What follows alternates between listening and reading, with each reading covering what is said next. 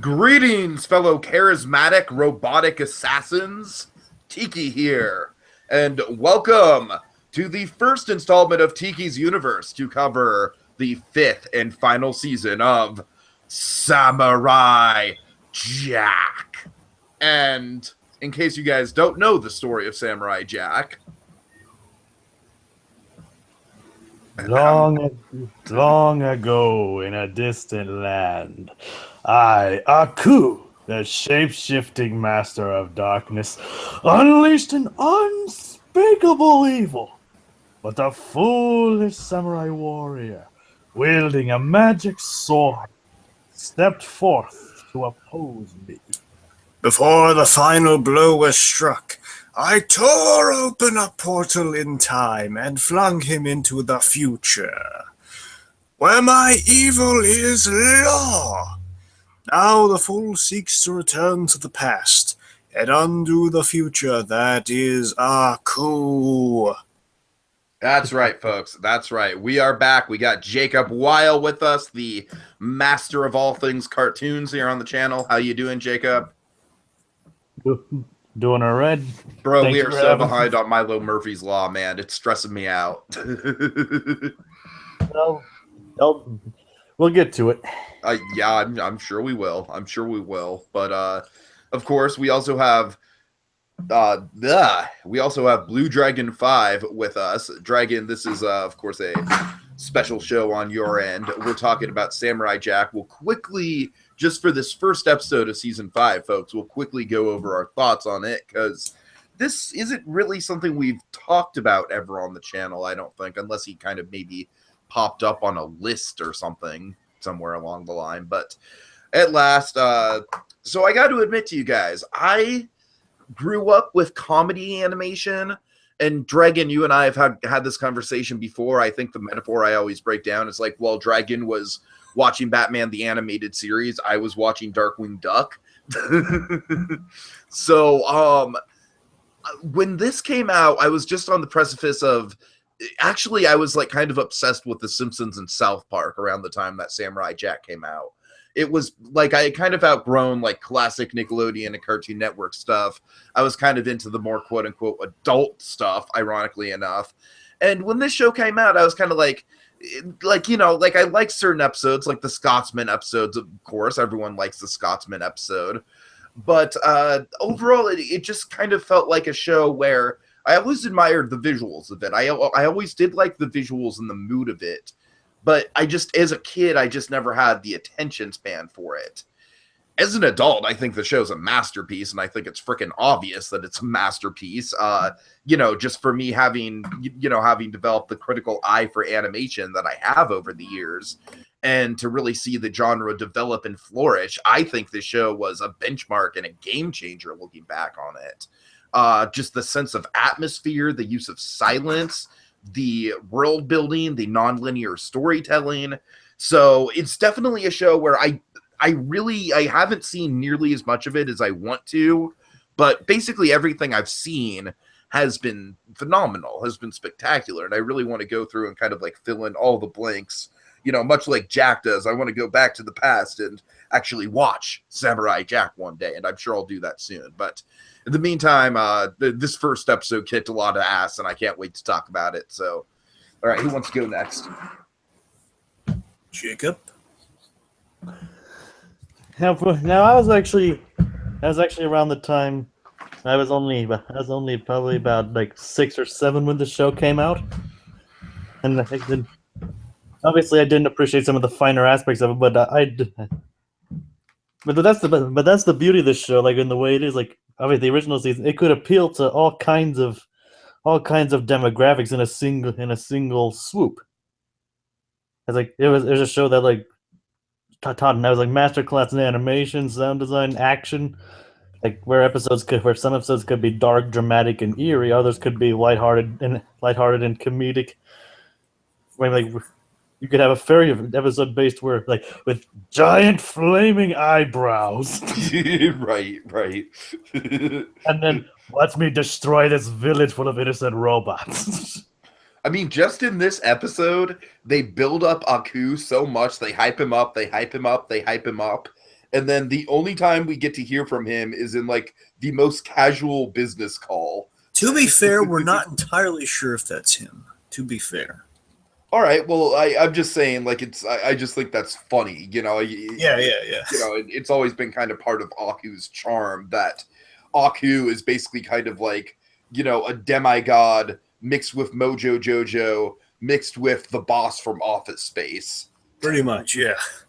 Especially when he was like, he's a guy who can go from like being this super eerie and scary demon from hell to a complete and total wise guy. The best example I had for Aku growing up, especially, was kind of Zurg from Buzz Lightyear Star Command. It was kind of the same principle. Aku a little bit more menace, though. That was kind of the. Oh, Aku definitely has Zurg beat, but still, in terms of menace. Yeah. You see what I mean, though, right? With the Zurg thing, of like Zurg has a lot, a lot funnier on the Buzz Lightyear Star Command show. A lot of moments of comedy and great mundanity, where a little bit.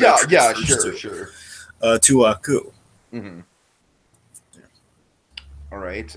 Anything else, Jacob? Not for me. I'm just saying, like, I'm glad I caught the show when I did. I mean, I didn't watch all of it, unfortunately, but I'm I'm glad I actually did watch it while it was in its prime, and I'm excited to see where it goes in these remaining 10 episodes. All right, take it away, Dragon. Boy, oh boy, Samurai Jack, a lot of good memories there. It always struck me on a visual level. Like those visuals always imprinted on my memory from the show. And I remember there was a point, growing up, where just eventually I kind of put it together, like, oh my god, these are all made by the same guy. Made by Tarkovsky. Where like now less the subtleties of the visual style, like timing and stuff. That came, of course, much later. But I'm talking about in terms of like, it started to. Yeah, I think that. I noticed like the Tarkovsky, because it takes up most of the screen on a few times, and it kind of started to kind of get into place. Okay, it's the same guy made this. At least there's something similar about Samurai Jack and Dexter's Lab and stuff, but I can't quite put my finger on it.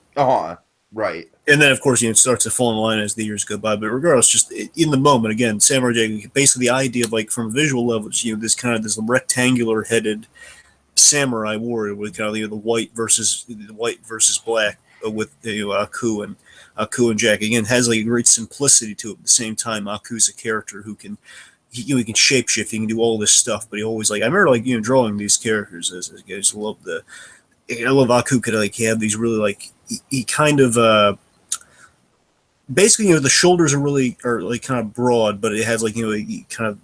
I've always loved Aku's design. Like, even when I wasn't that into the show from a comedic level, Aku just always stood out, for sure. It's kind of hard to describe. It's kind of almost he's kind of like two circles, but the space in between two circles that are almost touching. You know what I mean? It's just kind of curved on the sides, but, again, builds kind of the wide shoulders. He has kind of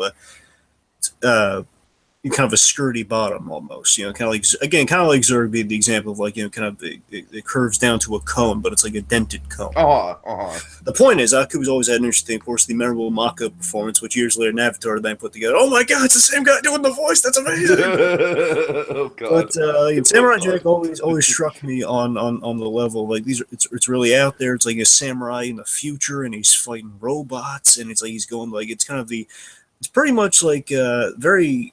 The sensibilities of Samurai Jack are very in tune. This might be intentional from Tarkovsky's point or not. Always very sensible, kind of especially nowadays. I think everyone's going to be familiar with this comparison. I finally now have a name for it. It's the Shane thing. Samurai Jack's pretty much Shane the series, where the stranger goes to town and he kind of helps out, and then he keeps on going, which is pretty much, again, my favorite episode. Buzz Lightyear Star Command has that as well. I mean, all the Buzz Lightyear Star Command comparisons, just the Zurg thing kind of stuck in my mind, but it's the same principle. Again, it's kind of like the Shane principle of Samurai Jack, and just kind of this.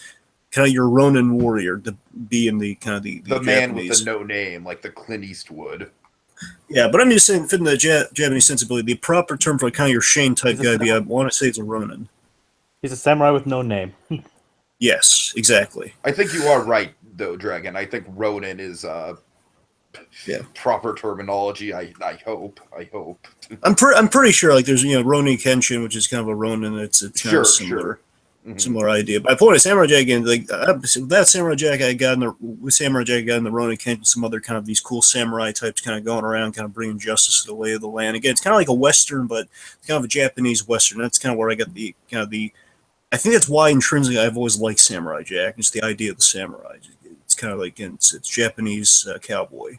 I'm telling you guys, I think the Western is coming back. And again, to you, speaking of that, again, I think Samurai Jack is kind of the pride of the Toonami lineup. At the very least, if not Toonami, is always like that area before Toonami came on. I'm pretty sure it was also in Toonami. I know now it's on Toonami. I'm pretty sure it's like returning home. That's pretty much what they're selling that on. So again, probably enjoy the Toonami line. There's so many memorable episodes of Samurai Jack we go through. We might go through in the future to some extent. So let's not dwell too much. Of course, the Scotsman being a very memorable episode as well. Of course. But it's a very great show, one of Tarkovsky's finest works. And the only problem I noticed with it, that everyone noticed, it never had an ending until now. Okay, so perfect transition, guys. Let's get into it. Now, I'm kind of more new to Samurai Jack, so these actually do not have episode titles, correct? Am I right about that? Jacob, no. The episode titles, if I'm right, it's kind of weird.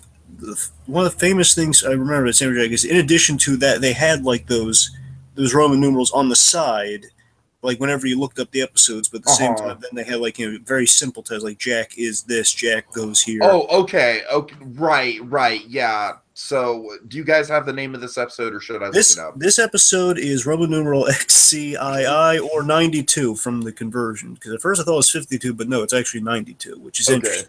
Because I have no idea what that's getting at. What it could be suggesting, this is my theory on it, if you guys want to shed your light on.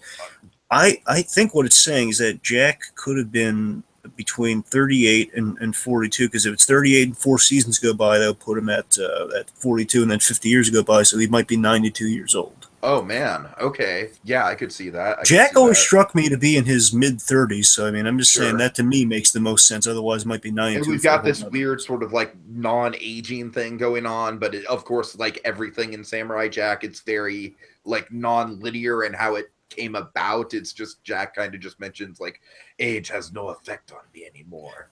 I think the idea they're going. Oh, you go ahead, Jacob. Yeah, go ahead, Jacob.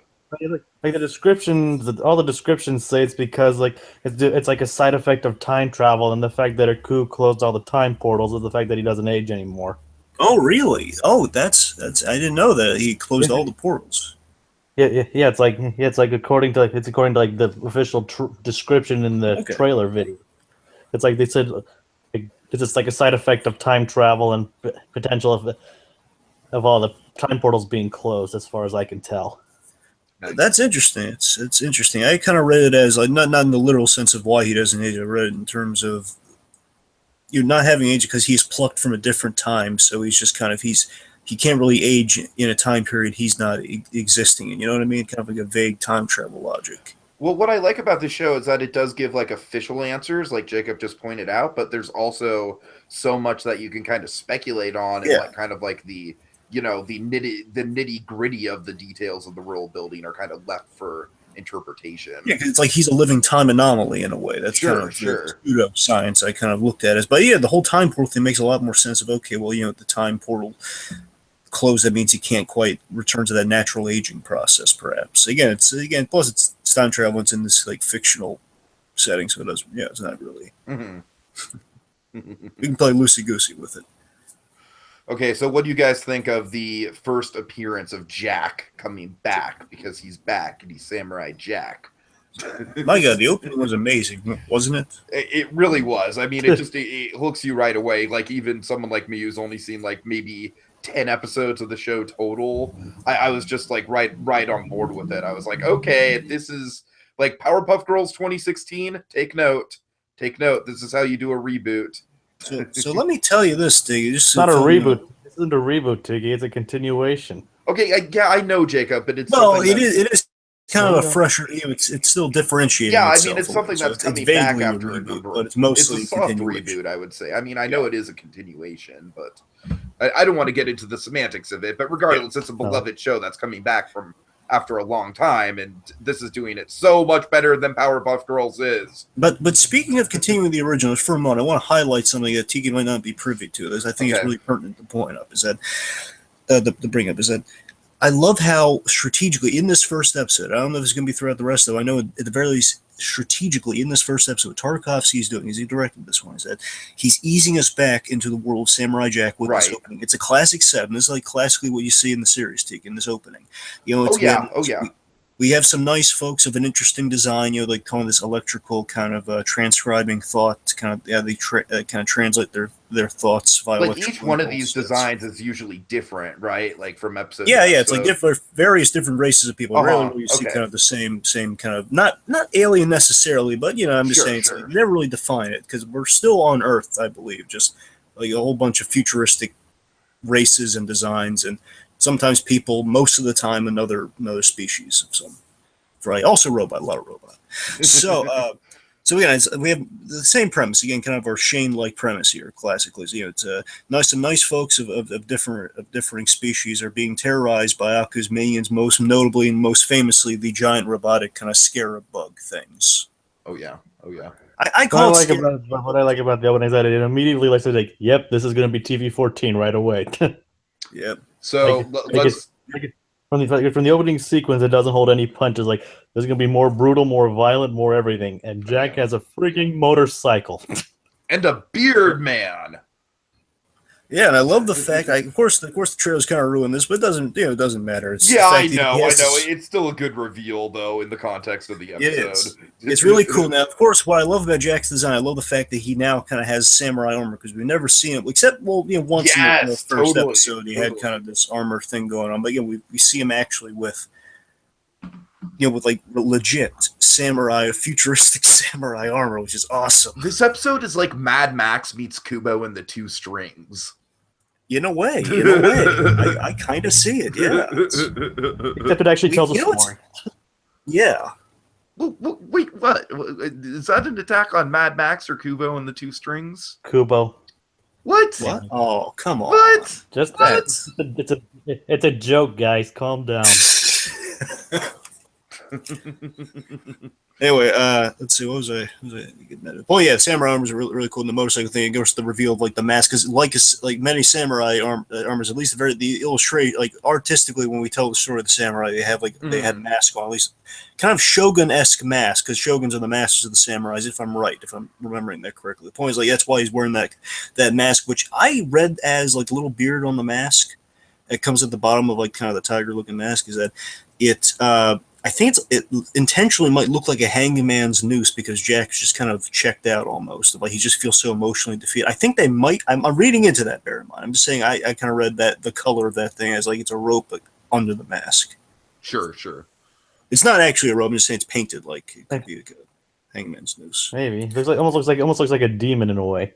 Exactly. Again, they're going for a demon vibe, and that's just kind of like they have. Yeah, it's kind of a weird kind of Egyptian Japanese crossover almost. I'm just saying because I'm saying the Egyptian, when the pharaohs and sarcophagus, they have that weird like long blue beard thing at the bottom of the face. Probably. Yeah. Anyway, just saying, a little weird cultural crossover, perhaps. Anyway, so again, it's a great reveal as we've said. It's all guns and motorcycles, not a sword among what he's using here. No. So he's got a cool staff, but no sword. Importantly, and we as Jacob mentioned, we're kind of going. Usually, we're kind of going somewhat of the TV-14 direction before, and the classic rules of television are you can do any violent thing you want with a robot. That's fine. Yeah. And again, we're still easy. We haven't gotten the blood until the very end. We don't see a drop of blood spilled. Mm-hmm. And in Samurai Jack, he got scratched, and you saw scratching blood is the only thing you saw. Like blood never dripped. That's the rule of Samurai Jack. That was the kids' rule. That was kind of the compromise they struck. You could be scratched and you have like red scratch marks on them. Never blood. Now we're gonna have blood in this series, but we're still easing into that. We don't get blood till the very end because going forward, we're getting darker and darker as it's going forward here. But again, I like how they are upgrading the gore though, so it's not just gonna be the standard kind of like him slashing open these bugs and like oil comes out because oil. Right. And I told you, Tiki, that's why Iron Man 2 is in direct reference to Samurai Jack when they're killing all the hammer drones. So that's why they're bleeding oil. It's in direct reference to Samurai Jack. But yeah, I love the intestinal wire thing. It was really, really weird. Like, oh god, that's a new level. We haven't seen that before. No, and it just it ups both the violence and kind of like the artistry of the show up because it's a new level of detail. Go ahead, robotically visceral. Yeah, totally. Something I read into, especially on the rewatch, is that I love that our victims, again, this little family here, it's being tortured, that's being terrorized by these bugs. I think they represent us, the audience, reacting to Jack coming back. I could see that. Yeah, because this show is known to kind of take like interpretive, like pop culture stuff like that, like fourth wall breaky kind of stuff. Yeah, that's a good Like call. it's like Jack question mark. Yeah, right. Yeah, and like the little like icky sign of like, ugh. Again, kind of also transcribing emojis in a way. So like that could be like an ew of like, oh, the gore, or also an ew of like, oh god, I hope this is better than Powerpuff Girls. so last bit I want to comment on with the opening. If you guys got anything else to say? Well, hold on, one thing. Oh, sure, please. Oh, I mean, I don't have much to say about that except I just want like a poster of just this image, and it's just a glorious, like, the first action pose that we get to see Jack in the season, and it's just amazing and kinetic and super well timed. All right, that's all I got. Yeah. So what's interesting too with that, Tiki, is that we're getting a lot of they're working in the humor, not so much throughout, but we're working it in certain sections because I think they're kind of knowing going into This episode kind of builds to the humor. Yeah, you see, it's funny because Samurai Jack, the humor was just kind of sprinkled throughout, but here I think what they're doing is like they're going to tell a predominantly serious season, but they're going to work in humor when they can. So I feel like I don't know. It's going to be interesting going forward to see how they do that, because this one seems like all the humor's up front and of course during our big action set piece. But again, our B story is entirely serious. Mm-hmm. Sure. Let's see. I'm just saying something to keep note of. But let me. Of course, I think it's a great bit, and I think it's a telling bit. When after, of course, I love Jack saving people. It's always great. But awesome, Jack saving the people at the end. But it usually, the way the story goes down is that, again, very Shane-like. He saves the folks from their trouble, and then he'll have to face it again later on because he sticks around in town. He rests up. Right, sure. And he kind of gets close to him. We get to see Jack interaction with these folks. He kind of learns something from. That's usually the by the numbers way it goes. But in this case, again, this is kind of taking us into our new story here. And I think is why it's such a great opening. At the end of this, Jack, he just he rode through. He saved these folks, but he didn't stick around. He just drove off. And it's like saying Jack is very serious and obsessed with his mission. It's just there's no time to kind of pal around with our guys these days. He's got to he's super focused on the journey after 50 years. So 50 years of failure, he wants to get it right. And then we get into the new intro, which is really well done. I loved seeing the whole I've got to get back to the past Samurai Jack, but done in like a super serious, somber way. Yeah. Gone are the days of the catchy, upbeat theme songs. Like, I gotta get back. Samurai Jack. Yeah. Of course, we have some beautiful exposition. Gone are the days of the upbeat Will.I.am theme song. God. But do you know if he wrote that song, or did he just? Yeah, he probably wrote that song. Yep, he actually sang that.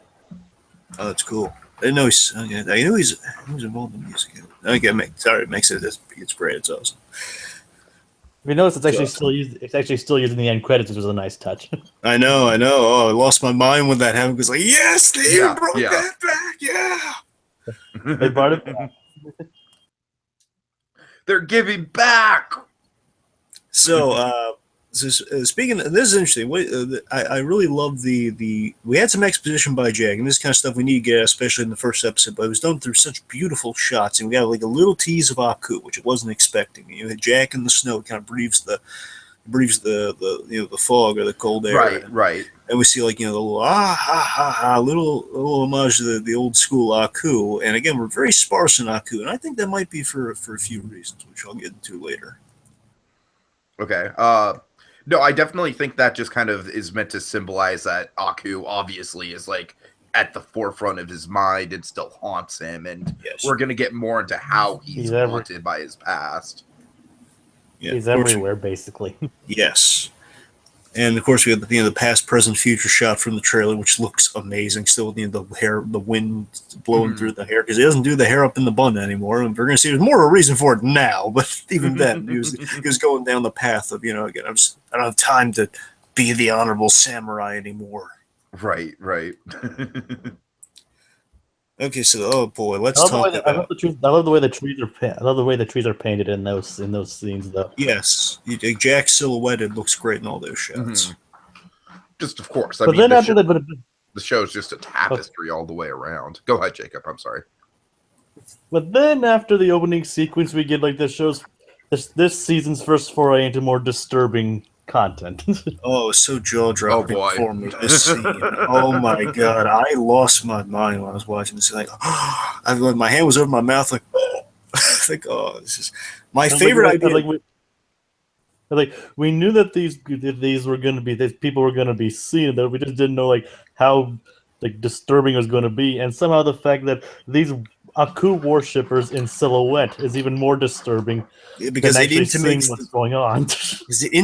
them in silhouette. I'm glad you brought that up, Jake. Them in silhouette is like so creepy because again, it kind of makes you wonder, like, at least in that moment, like, oh my god, like, how much of them is Aku versus like we find out later on it's not exactly there.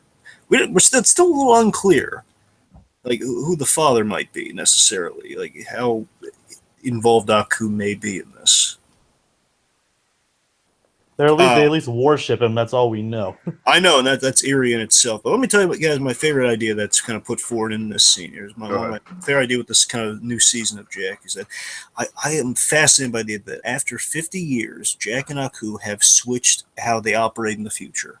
See, now Jack embraces the future with the technology and the weapons, as we saw in that earlier scene, and it's kind of our foray Yeah, I into see what Jack. you're getting at, Dragon. And Aku in this scene, again, just the statue Uh-huh. imagery, and that statue, and we'll get to those Aku in one hot second, but again, with Aku, the idea that Aku has reverted to the past with this very cult-like worship and statue, again, very kind of classic, like how probably operating like, I don't want... Like he's very, very concentrated on preserving his legacy more than anything else. Exactly. Again, because Aku was living up in the future when we check in with him and Jack. Aku literally did like a product placement. Like, in the first episode, Jack a billboard of Aku like plug-in soda or something, like, drink Aku-aid or something. It's like literally Aku drinking a soda in like a billboard or something. Like, Aku's all over the place. He's embraced the future like crazy. He's like on a phone ordering a Hitman like a pizza. It's hilarious. You got to see it, but it's so thick. Yeah. There's a slew of great Aku stuff. And again, Aku embracing the future. He took over, which means his face is everywhere. Everyone knows Aku. Right. But again, like the fact that he's like now he's more subtle, and he's, well, not, I shouldn't say so, but he's more like kind of tuned in with kind of where Aku came from in the first place, which is kind of this ancient feudal Japan-esque era. Sorry.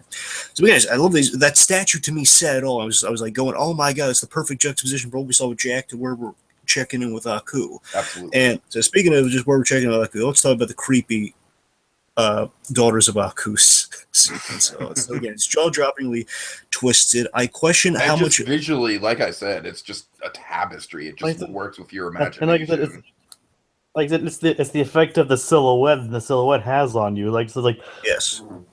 Yeah, it's like these 7 daughters are being born before statue of Aku in silhouette. It's like, damn. It just it also kind of leaves like the goriness up to the imagination, which I think in a way kind of makes it even more disturbing. Because at first I was wondering, oh my god, are they born like all black? Go ahead, Jacob. It's that if the first thing didn't get the TV-14 rating, this part certainly did. Yeah, absolutely. Oh, it was mind-bending, because again, we have the wonderful, one of my favorites, Grady Lyles Griffin. Of course. As the leader, as kind of our most verbalized. I knew you'd love that, Dragon. But also, it's like, not only that, she's given birth in the beginning. It's like she's the one, I love the one that leads them is the one that birthed all these daughters. I think it's so twisted. Again, like, and not only this, and I caught this on the rewatch, not only are these kids, not only simultaneously, the septuple, it's like 7 girls born. They're all, not only, like, 7 girls are born and raised to kill Jack in the name of Aku. But not only that, they're all like placed on the altar on the statue, like in Aku's palms. It's like Aku's some sort of like twisted like Lion King birthing ceremony. Yeah, and again, just initially, I'm still partial. It's their symbolic statue of them being daughters of Aku. Yes. Like, oh god, it's so. again, so to me, that was much more dark because the other stuff's just kind of true to form with Samurai Jack. Only now it's a little bit more different with like kind of how he's it's like guns and Right. motorcycles. This one truly was like really dark and like now we're getting next level. Again, they're ushering us to the tone of the new season with this B story, I think. But then if you think that scene is dark, I mean, the next scene with Jack just goes off the scale. It does, and again, I think it's like Jack's playing catch up almost to this in a way, but in a weird way, they're actually. But the twisted thing is they're actually playing catch up to Jack in this story, quite literally. So, one more thing I want to notice again, just again, the question how much Aku's involved, regardless. It's the fact that these people are all this is done in devotion to Aku, in this decade is just it's so chilling. Mm-hmm. Again, like whether it's like these are like Aku's actually fathered these children, or if it's just again all of this done in Aku's name. Regardless, it's an eerie thought, but it's something that maybe they'll mention going forward. But if not, it doesn't matter. It's creepy daughters of Aku. As you mentioned, it's creepy enough that people actually are willing to worship Aku. Yeah. Because again, Aku essentially was he was kind of the head honcho in the future, but now he's just kind of like he's ascended to God status. He's ascended to like they're doing. Oh, Jacob, do you remember the episode where? That's actually a good point because, like, in a lot of like in the previous series, like he was always just seen like, oh, he's not like a god. He's just like he's just like the ruler of Earth and things like that. No, these people actually see him as like a god. Yeah, absolutely. Yeah, like you remember the play episode where that kid was like, I don't like being Aku in this play. No one liked Jack. They're doing plays about Jack and Aku's struggle, and like the I kid think I actually do remember that episode. That's one of the few I did see. And like Aku gets to see the kid, and he feels sympathy for the kid. Like, oh, why is this poor kid, just being picked on? It just makes him hate Jack even more. I just remember that episode. My God. Anyway, let's not get too off there. But speaking of, so again, Points Daughters of Aku was a big memorable scene from this episode, indeed. So again, moving forward to the really other. Sorry, the big question I got to mention. I'm sorry before is like, do you think? Just to continue with Jackson again, he's venturing forward. He's on the motorcycle, and it made me wonder on the rewatch, like how much do portions of Jack's adventure, him traveling in this scene, take place over like maybe like a decade or a few years to basically match up with like as the girls are kind of aging. So you got to wonder like, are they? Oh, that's a good detail. I didn't even consider. See, here's the thing. Are the two stories set different times of like, okay, there? Oh God, do we have like some Westworld shit going on? That's what I'm asking. So that's no question. So, is it that as Jack's traveling, years are passing by, and that's when we check in with these girls? And basically, the scare. Okay. I'm not saying Scare Douche takes place over like many years because we know it's like a few days. I'm just saying that's linking up with them full grown. I mean, that's what I'm wondering. You see what I'm saying? What do you think, Jacob? I really like that idea. Yeah, it's like the stories take place in separate time periods up until the time when they're released, and they release the girls, which is like probably the current time where Jack is now.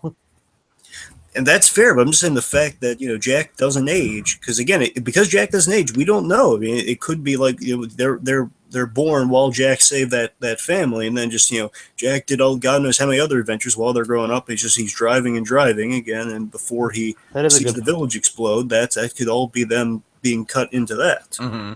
That is a good point.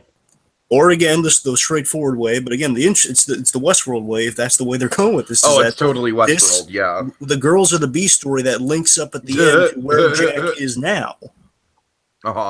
So it's what I'm just saying. It's two very interesting routes to go. Oh boy, what is Westworld and Mr. Robot done to TV? But then after that, we see the effects of a 50 years of a damaged mind. Yes, 50 years of this was by far the most disturbing thing in the episode for me personally. Down. You left us to die. I doubt this is intentional, but I always love the twisted thing that, and I believe I want to say it's the same voice actor. It could be wrong, but I love the voice of Jack's father. Does sound similar to Aku. Yes. I don't know if that's intentional or not. I don't believe that's I don't think it is. I don't think it is. They're voiced by different people. Yeah, that's what I thought. I mean, I'm talking about like we've seen Jack's father from the original show. I'm wondering if Jack's father from the original show is Jack's father here, not Aku, but So I don't and it know. also kind of gives me a Mad Max vibe. Also, I mean, I again like Dragon. You're gonna keep bringing up Buzz Lightyear. I'm gonna keep bringing up Mad Max because Let's usher at it as it goes forward a little bit, though. You know.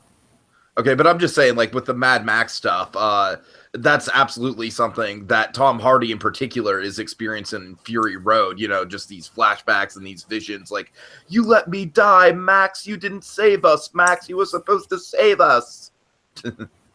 Yep. And again, I think this scene is really ushering us into, okay, so now we got a taste of darkness, but that's separate from Jack's story. Now we're bleeding it into Jack's story, showing you how the tone is going to be again more adult with this one. So we're getting darker and more. I like it's less adult with the violence at this juncture, but more with the implications, very adult implications. And yeah, you're right. That is a good way to like ease it in. Like we're gonna get to the violence at the end, but towards the middle of the episode, it's all about like okay, like. And don't get me wrong, there is like I think like probably we're building to it. We're building to the actual real world. But probably the most grisly image in the whole thing, like even outside of the ending, is probably like just that lake full of dead people. Yes, and I love the leaf idea. The leaf, like one leaf falls and he sees his father, calling out to him. Which totally reminded me of Kubo, by the way. Just saying. Yep, and then another, and it's his mother. Then the whole thing of leaves falls, and you logically, okay, it'd be a whole bunch of people. Not only a whole bunch of like kind of dying, zombified, especially like over 50 years. Yes, like oh god, it's he's haunted by the past that he still failed after 50 years. Like you gotta remember, Tiki, the way it goes, like every episode of Samurai Jack, again, I love this. I love they're doing, it's kind of a commentary on two things. It's commentary on kind of the formula they wrote themselves into at Samurai Jack. Like saying, yes, every episode is always gonna have a down ending where Jack, he gets so close to going to the practically every episode, I should say.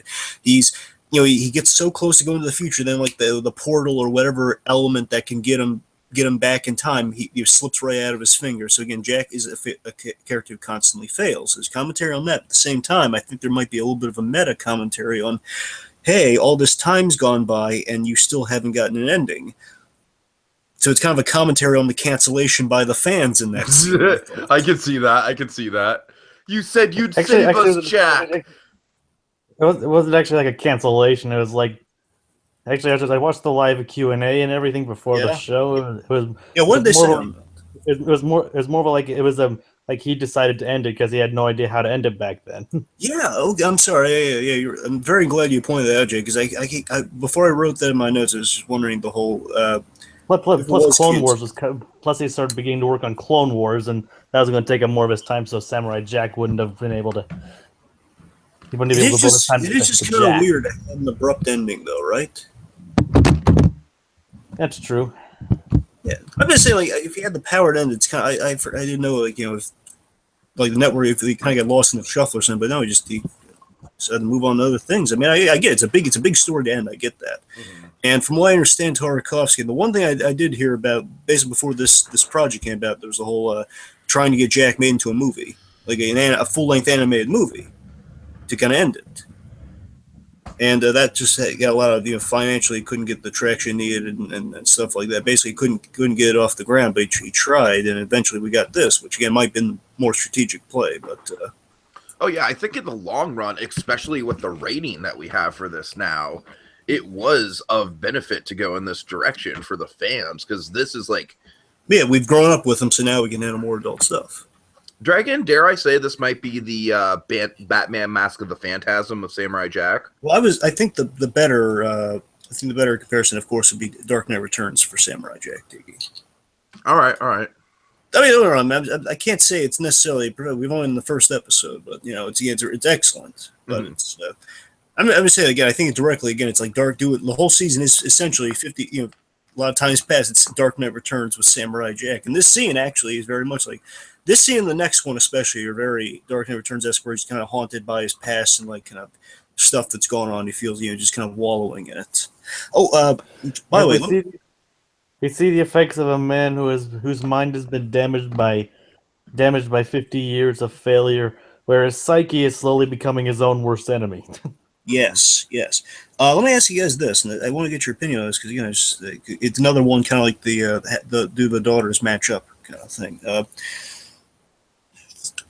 When Jack sees that village explode, where he sees kind of the smoke kind of basically saying, "Hey, come here. Here's the next thing." He rode by on that family that was being kind of terrorized by the robots, by the robot bugs. Right. Do you think he would have? Do you think Jax is a little disenfranchised at this point? He's only going to handle stuff if it comes in his path, or do you think? I mean, basically, when he stops to get water, do you think he was just going to go forward and just say, "Well, it's another thing. It's another mess. I don't need to deal with this," or do you think?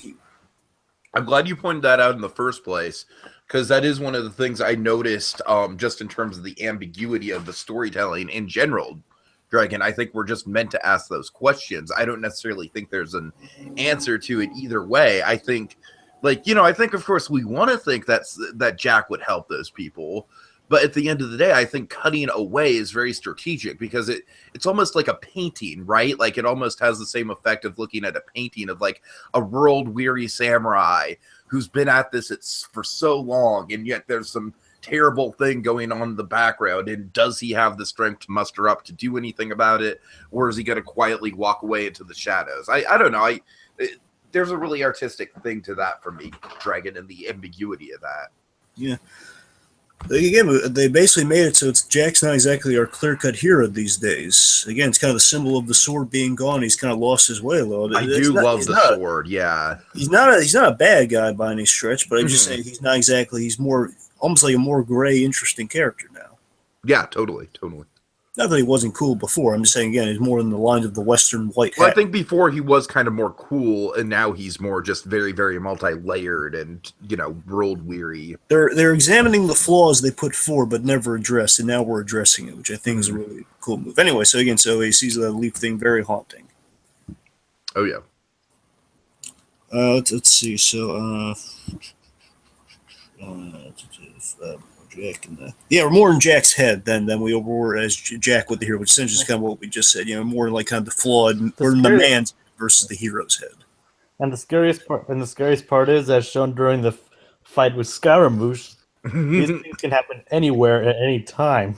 Yes. So let's transition into Scaramouche then, if we can. Sure. We had a. Well, let's transition to it, babe. Oh, babe. Oh, yeah, babe. I'm sorry, Jake. We don't want to talk about the father in the fire? I mean, we can. I just don't want to, this doesn't necessarily have to be beat by beat, so I'm just trying to move it along as fast as we can. Okay, well, there's... I was going to mention, the mysterious character we have seated in the past, though. I'm saying that kind of is in the fire scene, so if you wanted to mention that. Oh, yeah, the guy on the horse. Yeah, so this guy on the horse is a big deal. Mm-hmm. Right. It's not a coup, because that's definitely not his style. Yes, but at the same time, he is a shapeshifter. I mean, so it's unclear. He's either Aku or it is Aku's his actual top assassin. Like Scaramouche. Think about it. In this episode, we have a guy who claims to be Aku's top guy. But he could just be saying that just to be running his mouth, and it seems like he would be running his mouth. Which I think would give another level. I'm Aku's favorite, babe. Which would give another level to why of all hitmen will we start with this guy? Someone claimed to be the top guy, where Jack has encountered the top guy, and the top guy kind of broke him in a fundamental way, most likely with the sword, most likely. Sure.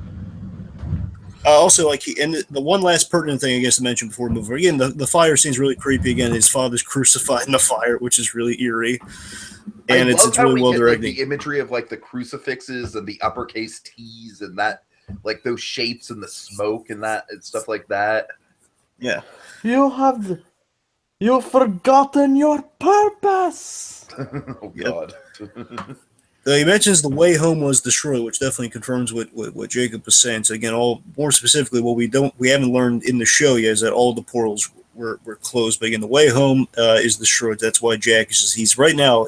He really needs to find Aku. And interestingly, as it's kind of mentioned in the other scenes, that Aku's gone off the face of the earth. That's why the followers can't really, no one's really seen the hide nor hair of Aku, and Jack needs to find Aku so Aku can open a portal home.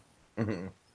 Regardless if he just, again, we don't know all the specifics. I'm just saying, just based on the opening of the series, he tore a hole in space. You probably send him home. It's like the only rat he's got left, and no sign of Aku. Where Aku in the series, Dick, again, every which way Aku would mock him, and Aki's actually made a joke of this. Where, let me tell you how this is going to go, Samurai. You're going to say, Aku, you're finished. You're going to charge at me with the sword, and I'm going to shapeshift into a bird and fly away.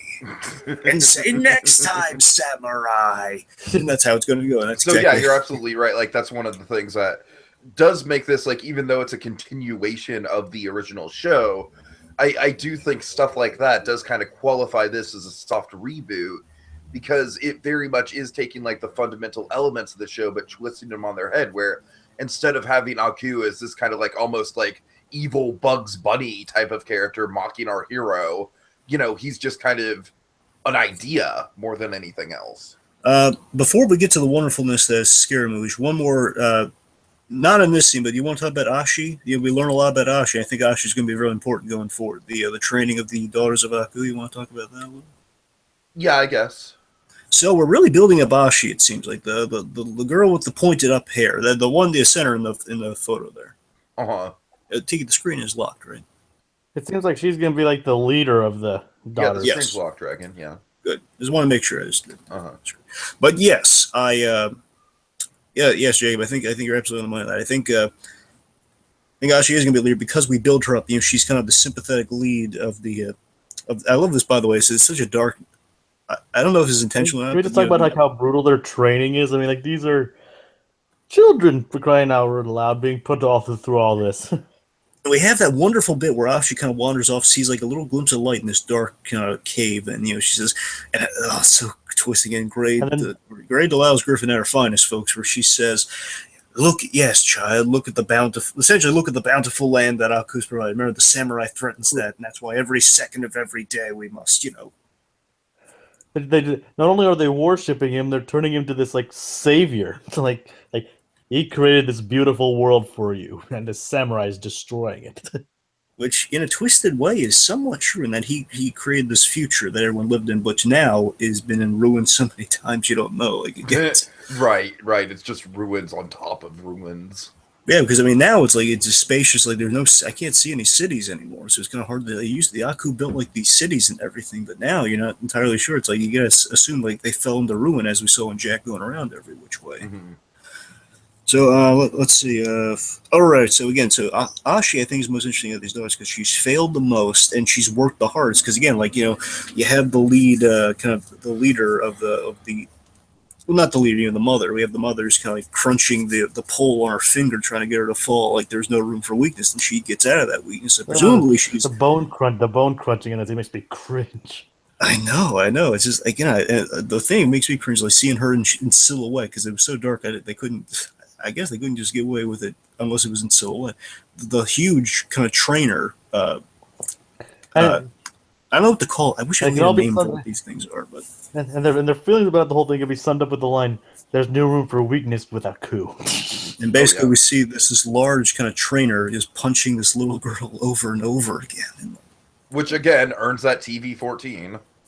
Absolutely, and the main thing I'm really thinking, I just love they're doing an interesting parallel to Jack with Ashi, and I think it's going to pay off tremendously. I'll get to that when we get the spec, but I just love that his delusions.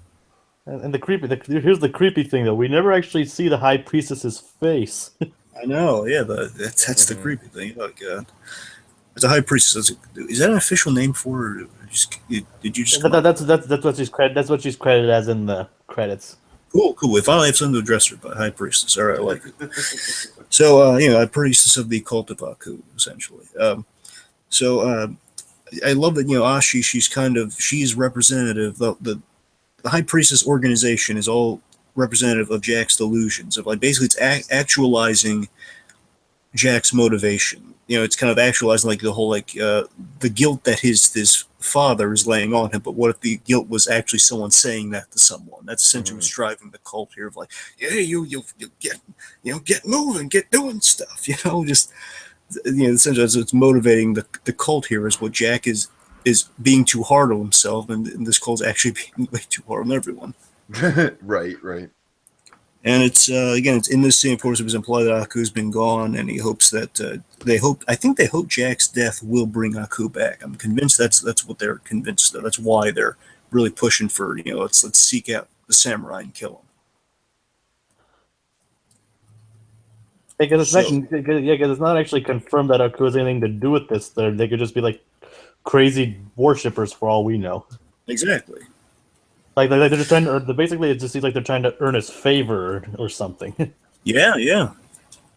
Which sounds like a little overkill to try to win the Sorry, thumbs up guys. from. I don't really have a lot to contribute here because you guys are way more well versed in this mythology than I am. So In a way, the girls here, they're trying to get the thumbs up from their poppy, Aku. Okay. In a way. Damn that reference. Okay. So let's talk about the man, the myth, the legend, the cybernetic assassin we all know and love, Scaramouche. Yeah, this. Oh yes, babe. Let's talk about it. Oh yeah. Let's talk about me, babe. All about me. Oh yeah, just how I like it. Cuckoo. Scaramouche is just like a classic Samurai Jack villain. You know what I mean? He's just a classic, like over the top, flamboyant as hell. One-off, but very memorable one-off. I love him. See, well, a lot of people I think point out, I think they're kind of on the way for Tiki. I do have to refamiliarize myself with Samurai Jack, which I do intend on doing for this series, especially. But basically, there's a very memorable episode of Samurai Jack following a character who is a robotic assassin, not in this style, but a much more serious guy, a noirish guy who's voiced by Darren Norris. Okay. X9. X9, yeah. Was it X27? Are you sure it's X27, not X9? Oh, it's X9. I think that's it. Yeah. Yeah, X9. Basically, it's very much like a John Wick sort of motivated hitman take. It's all I can really tell you without giving it away. He's pretty much it's very John Wick similar, but it's a noir John Wick pretty much. That's all you have to know. Okay. Basically imagine this guy much more serious, kind of with a John Wick motivation, but it's a noir story, and he's the lead. And Jack just kind of is the antagonist. It's a really good episode. But the point is, that's kind of where that's where they're getting the idea for a robotic assassin. But they went much more campy and awesomely stylistic with it, with Tom Kenny as doing a Sammy. Oh my god! Doing a Sammy Davis Jr. impression, which is amazing. It's so good. It's so wonderful. That's amazing. Oh yes. Oh yeah, that's pretty great if you ask. Honestly, again, I gotta reevaluate what the Samurai Jack kind of villains were over the years. Honestly, this guy right now is kind of at the top of my list because I just love him so much. He's fun. He's kind of the best comparison I have for this guy. Is he's sort of he's kind of with his power set. He's kind of Yondu meets the Pied Piper meets a Deadpool. Honestly. He kind of reminds me of Victor Zsasz too, in a way. He's kind of got a Victor Zsasz quality to him. I think you're right about that. At least the Gotham interpretation of Victor Zsasz. It's like, for me, he's got the charisma of Deadpool. He's got the power set of Yondu, but a little bit more verbally musical as well. And he's, of course, the Pied Piper quality, quite literally, with the flute. But again, just doing a Hitman styled after Sammy Davis Jr. in this future. Yeah, again, you know what? That's what I love about the show is that stylistically, you're just like, sure, let's do it. We're like totally along for the ride at this point. My favorite of all Scaramouche's, like he's lists off a whole bunch of nicknames he has. My favorite is the Crooner of Carnage. I love that name, the Crooner of Carnage. And of course, I love all his weapons here. Like his main weapon, of course, being the flute, and this thing's holding in his hand. As I explained to Tiki the other day, that this show basically operates on rule of awesome. If it sounds awesome and we can wig it in, let's put it in. Yeah. I love the tuning sword as an idea, and I love even more so Jack takes this weapon at the end, the tuning sword. Basically, you hit it, and then it like a tuning fork almost. It works on a frequency. In this case, it lets out a frequency. So again, I love the pseudo sounds, I love the gadgetry, I love that sort of stuff. So I love that, and that's something Samurai Jack has had over the years as well. You have not on Jack's end, more on the villain's end. It has like a tuning frequency that will blow up any other metal. Especially the metal that has hit it, and vibrate on a frequency so high it will blow up. Which, oh god, But what you just said, Dragon, is that like usually it is from the villain's end, and Jack is kind of like incorporating that into his arsenal slowly but surely. So I think that's definitely an interesting thing to keep track of as we go forward through these episodes. Absolutely, it's a great action scene. Again, Scaramouche, he's very charismatic. He's very, very fun. Like when Jack's freaking out and he's just kind of seeing people during battle, which again is kind of his kryptonite right now. His failure is kind of weighing on him in the midst of battle, which means again his mind's off the ball, which in the past was not the case. He's like fruit kook. The samurai's gone fruit kook cuckoo. Oh God. Cuckoo. Yeah. And I gotta wonder. So, what guys? Let's weigh it on. This is a big question a lot of people are asking, though. You're right. It might be in the ambiguity, but he's calling Aku because he notices Jack doesn't have a sword. Which now, well, before we get to the phone call, we gotta mention we have a flashback to Jack losing his sword. I think this is a little mystery they're going to be unfolding up until the penultimate. I can see that. Episode. I think it's definitely going to be like a big continuing mystery. We're going to get glimpses like this of Jack's past, see what happened in kind of that fictional, where Samurai Jack season 4 should have ended, most likely. Then maybe he doesn't even get to use his sword until the final episode. That would be kind of cool. That would be cool, because we saw. This is the only bit we've gotten from the past of Jack pre-beard, essentially. Pre-beard Jack, most likely kind of like your season 4, 4.5 era Jack. It's like he's he's lost the sword down a pit, and there's like a green sword pit, brick well. He just kind of loses it in the middle of the battle. It's all we see. So again, it's really ominous. We're like, oh boy, that's a big detail though, in the fact that he's lost the sword, which again is kind of his identity, which is why he's so off. It really is his identity. Yeah, it used to be in the original show for sure. And Jacob, correct me if I'm wrong. I think that this is probably good to know if I'm right. Is that well, his sword did belong to his father. And if I'm right, Jack's father kind of imbued the sword with a lot of his soul in a way. That actually is true. It's like Jor-El sword. Yeah, what happened was after in the Birth of Evil, after they to an extent, it's like really durable. It's like can combat. That's why it's lethal to Aku. It's evident. It's actually just details the origin in the episode Birth of Evil. Yes, which is long ago the gods Ra, Vishnu, and Zeus all destroyed this gelatinous blob in space. Part of it fell down to Earth, created Forest of Thorns. Jack's father eventually fired oil into it and it formed Aku. The gods then helped Jack's father by forging this sword and imbuing it with the power of his soul, because he had a soul of good inside him, which would be able to combat Aku. Yeah, so again, just the sword is the ultimate representation of good, and again, it's very telling that Jack has kind of lost that undeniable sense of good. So that's why he is in the state he's in. You follow that, Tiki, right? Again, sword is the only thing that can hurt Aku because is an unalienable force of good, and they get very much Jack's father. Okay, so let's see. So again, we get to speaking of a sword. Now the other side of that Aku. So again, he's calling Aku to mock Jack, and I gotta wonder, because it doesn't really sound like. Now I am familiar. Greg Baldwin is the actor who takes over Mako's role since his passing. He's done on Avatar for season 3 because Mako passed away after season. Greg Baldwin. Yes, Greg Baldwin is the actor who does the voice of Mako's roles now. In this case, he did Uncle Iroh in Avatar: Last Airbender, and now they confirmed that we will hear Greg Baldwin doing Aku's voice. What we don't know necessarily, and this can be something speculated on, is even if Aku will appear outside of flashback or not. That's not confirmed. Yeah, you're right. And I like how they're kind of building up that mystery for sure, especially because Aku, like you said, was such a pivotal, like, energetic part of the original show. They're definitely going with a different tone in his absence. We did technically get a glimpse of Greg Baldwin as Aku in that little, like, in the cold breath when he had, like, Aku laughing. That was Greg Baldwin Aku. It's a very small snippet. And this version, honestly, because it doesn't really. Either Greg Baldwin's gonna have a really different Aku, or just I don't think he actually called Aku. What do you guys think? Who do you think it was? I don't know. I think it was just like calling a friend of his or something, just to mock Jack. I just like in the moment I kind of bought into it. I wasn't thinking about it too much because I just like I enjoyed the mundanity of that gag. Like, which I'm would make call sense Aku right now. That's why I'm conflicted about it, because it makes sense. It's something that classic Aku would happen with classic Aku. I just thought it sounded different because he was over the phone or something.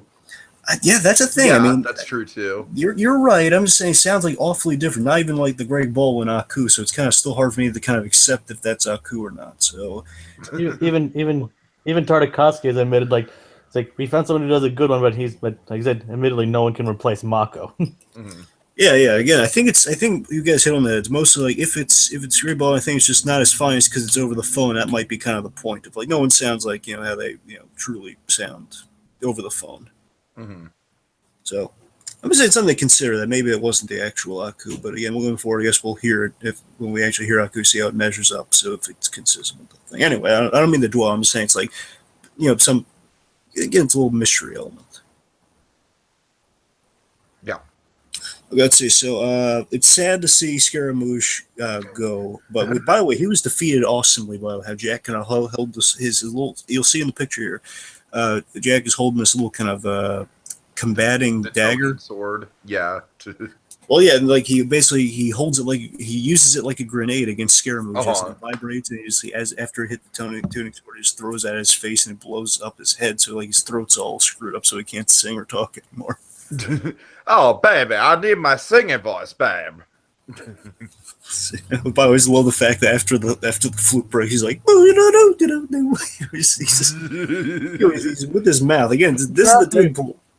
Jackie, baby, don't kill me. Which See, again, it's Deadpool Dragon, but it's also just kind of like the classic Samurai Jack quirky humor. Yeah.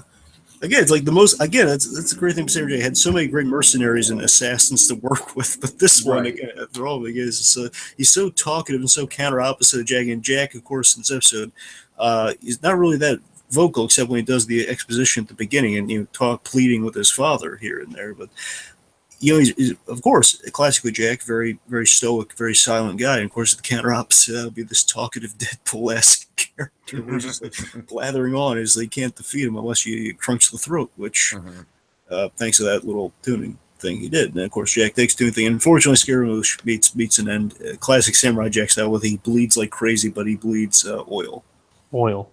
Then he explodes. So he's this, again, you do anything with a robot, get as brutal as you want with a robot. But however, speaking of brutality, before we move on, the one thing we did skew over, the village that Scaramouche destroyed, actual people, actual corpses, which is we've never seen that before. So again, we're skirting on real darkness. We've never seen like real dead corpses.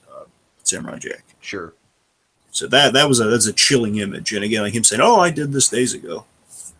Yeah, he's just so like casual about it, which he's I almost like kind of like a Joker-esque villain in a way. Yeah. With that in mind. Go ahead, Jacob. I did this a couple of days ago, expecting her to show up sooner. Again, just kind of calling Jack on like, "Oh boy, you've lost a step, haven't you, buddy?" Yeah, it's interesting how Scaramouche is just like he's super entertaining, but at the same time, I mean, he's an evil son of a bitch. Yeah. Also, just with Jack, it's with the armor. I love the whole shield thing that comes. He has like the shield gauntlets. Right. Oh yeah, that was cool. Awesome. And one of the coolest parts about Scaramouche, though, is like how he's able to make a stone golem out of fallen building parts. Yeah. Oh boy, it's gonna be hard to top Scaramouche. And now, look, I mean to keep bringing up stuff, but with Scaramouche, what I initially tell me if you guys thought that this was gonna happen. Initially, I thought he was just going to kill this. No, I'm glad they didn't, because the Scaramouche was so much fun. I thought initially, after Scaramouche did all the talking and exposition, I thought Jack was going to kill him instantly, just to say, "Hey, we're not doing the campy, beloved, hitmen characters from the past season. Do like a quick kill off." Mm-hmm. As I thought they were going to go, but I think just basking. I think they probably basked in it because, like, after this, I think we're going to get really serious with the Daughters of Aku. I think that's what the majority of the seasons. Going to be. I think it's like this episode is going to be mostly references to kind of the old way things were done. This episode is like the Force Awakens. You know what I mean? It's kind of like it's easing us in, and next episode is probably going to be The Last Jedi, where it's directed by Rian Johnson, and we're going to get like some real hardcore stuff. I mean, obviously, it's not going to be directed by Rian Johnson, but you know what I mean. Yeah, you see what I'm saying there, right? Like this yeah. one's kind of a love letter to Samurai Jack, but also ushering us into the new story. The next one's going to be fully in the new story, I think. Mm-hmm. Okay, so it's well, of course, after the Scaramouche thing, we got graduation day. The Daughters of Aku. Yeah.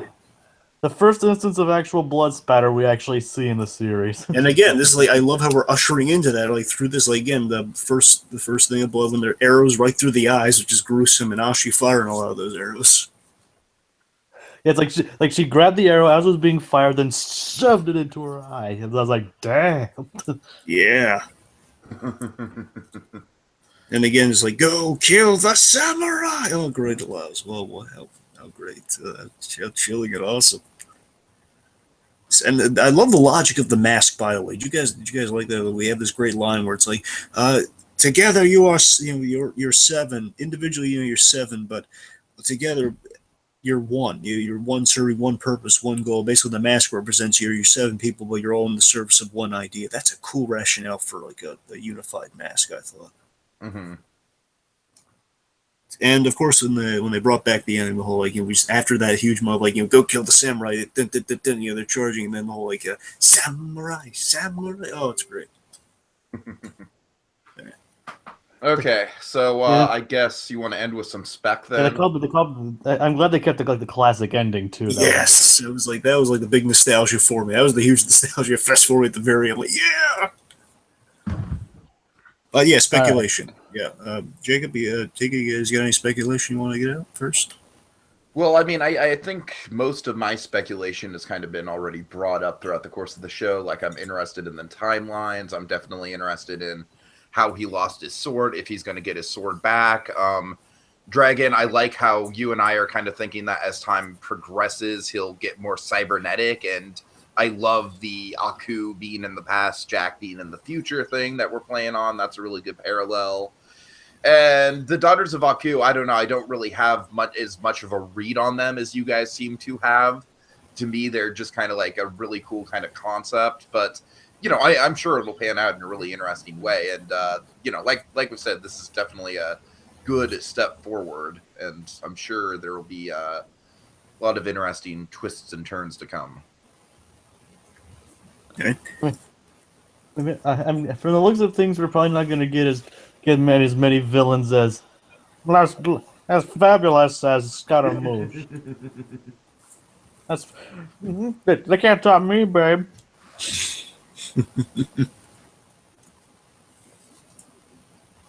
Anything else?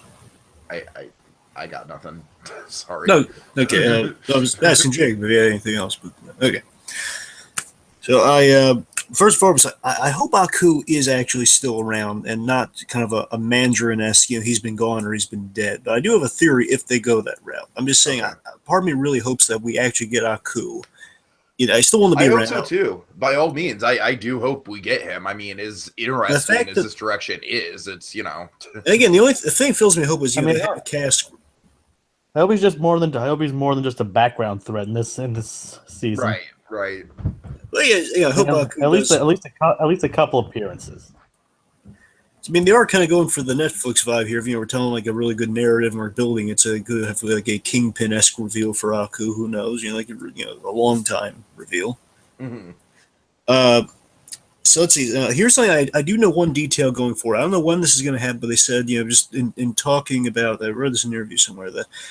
Well, with Jack not being a clear-cut hero anymore, he's going to be dealing with some really interesting, dilemmas and stuff. And one of the dilemmas he's going to be facing this season is that, he's going to deal with killing an actual person because Jack's never murdered an actual person.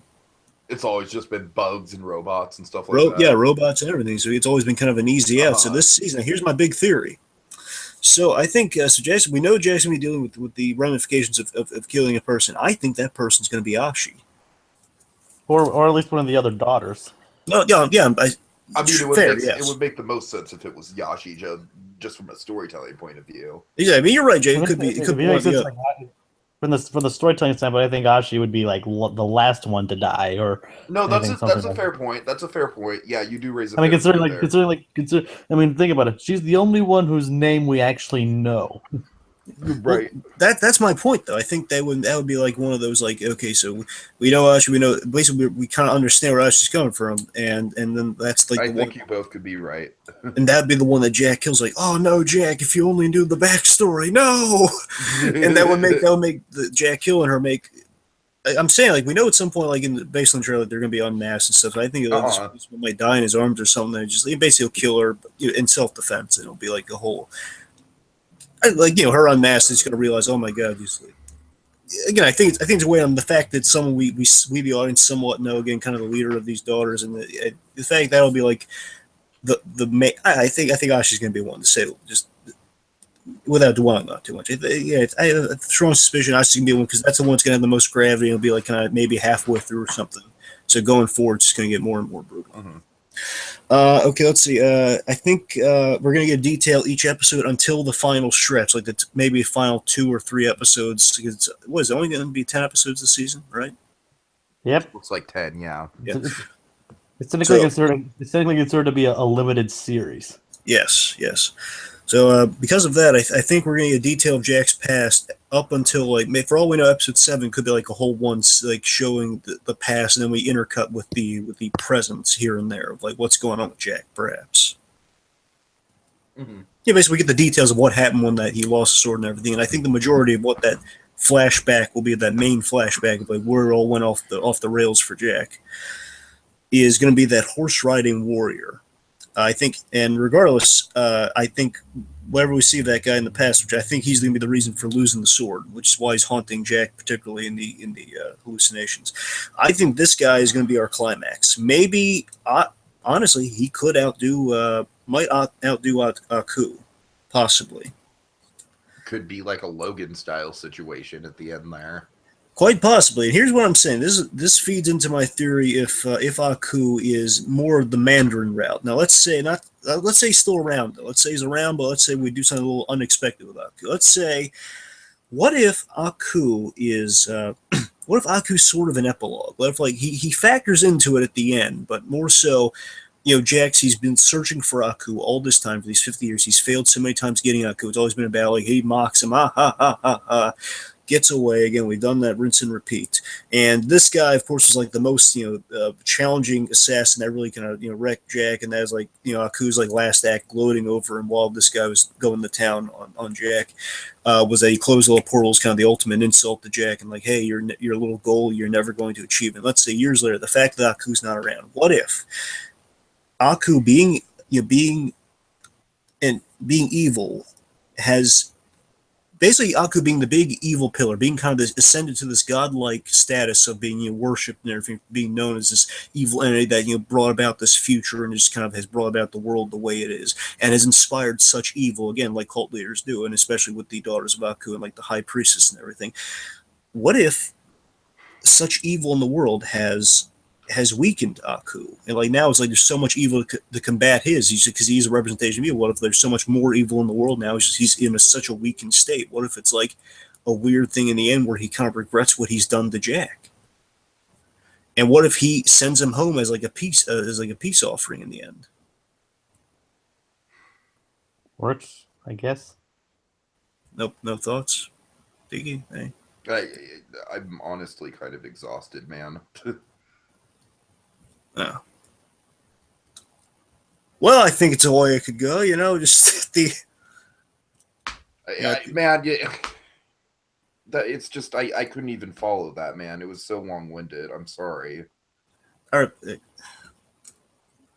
Okay, Cliff Notes. I'm sorry, I'm just like really, like, kind of flustered because, like, these recap episodes that we do don't usually go on for an hour and a half. Yeah. Like, they don't. They go on for 20 minutes. All right, let me just... Here, let's... My point is... put pressure on you. It's just, like, this is, like, really outside of... Like, this is way, way, way past the usual time that we go on these things. Like, we're getting way too detailed into this stuff. Way too detailed. I'm sorry. All right, just... Well, real quick, just point is, what if it didn't end in a fight with Aku? What if it was just sort of like it was like he sent him home because he's in such a weakened state and he kind of had an introspection. What if he isn't like the godlike being we thought we've been building him to be, essentially? I mean, I hear you. Yeah. Okay, point is, really good episode. Let's get in the final thoughts again. Excellent episode. So. I don't have any final thoughts. Really strong start for the season. Jacob, any final thoughts? None from me. Okay. Dragon, I'm so sorry. I'm just like, I don't know. Yeah, final thoughts from me, folks. I mean, I just like in the future. I mean, I guess since this is the first episode, it does kind of tend to run a little long. But man, I'm sorry, Drake. I just was not expecting for this to go on for over an hour. This can't become the norm here. It's too long. It's just way too long. But God, anyways, it is a strong episode. I feel really bad now because I'm hurting Dragon's feelings and I don't know how to go out. So Dragon, help me. Well, remember, don't you want to, tell folks what we're doing next time? Generally, next time. I guess generally next time. The episode the episode titles are like very. Well, I mean, we'll see him next time. Oh, right. Well, next time is going to be episode 93, it looks like. And so, yeah, we'll see you guys next time. On Samurai Jack. Jack. Gotta get back. Back to the past. Samurai Samurai Jack. Jack.